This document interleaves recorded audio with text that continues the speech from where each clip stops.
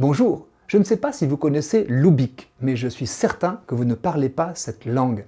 Son dernier locuteur, Tevfik Essenk, a expiré à 88 ans en 1992. En mourant, il faisait de sa langue natale une langue morte. Le célèbre linguiste Georges Dumézil avait heureusement pris le temps de mettre en bocal l'Oubik en publiant, grâce à ce dernier locuteur, un dictionnaire et une grammaire. C'est un trésor pour l'humanité qui a ainsi été inventorié. L'Oubik était usité dans un coin du Caucase. Il comporte 80 consonnes, mais seulement 2 voyelles. Il en reste des traces dans un dialecte parlé dans quelques villages turcs. On estime, selon la définition donnée à une langue, plus spécifique qu'un dialecte, qu'encore entre 5000 et 7000 langues sont parlées dans le monde. Avec la globalisation, la biodiversité culturelle de l'humanité est cependant en grand danger. Quand une langue s'éteint, elle peut être totalement perdue. Et avec elle, des précieuses informations qui appartiennent à notre patrimoine mondial.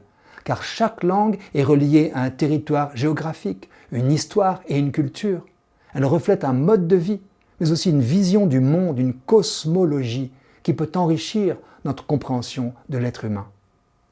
L'éminent anthropologue Philippe Descola a séjourné pendant 3 ans chez les Indiens Achuar d'Amazonie.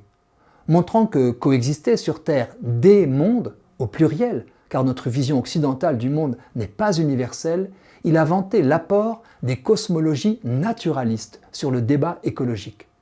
Les Achuars voient les animaux et les plantes comme des personnes et vivent en symbiose avec la forêt qu'ils modifient plus qu'on ne le croyait.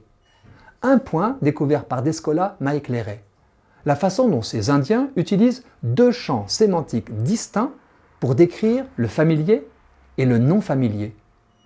Les plantes du potager, les animaux domestiques et les personnes de son sang ou de son clan sont désignés à l'aide d'un certain champ sémantique, tandis que les plantes sauvages, les animaux de la forêt et les pièces rapportées humaines sont évoquées dans un autre champ sémantique. Cela m'a fait réfléchir à nos mariages occidentaux. Les discours des parents clament souvent « je t'accueille comme un fils » ou une fille de plus.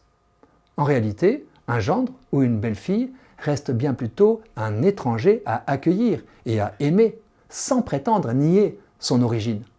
Beaux-parents et beaux-enfants savent parfaitement, et cela ne vient en rien les opposer, qu'ils ne sont pas liés par le sang.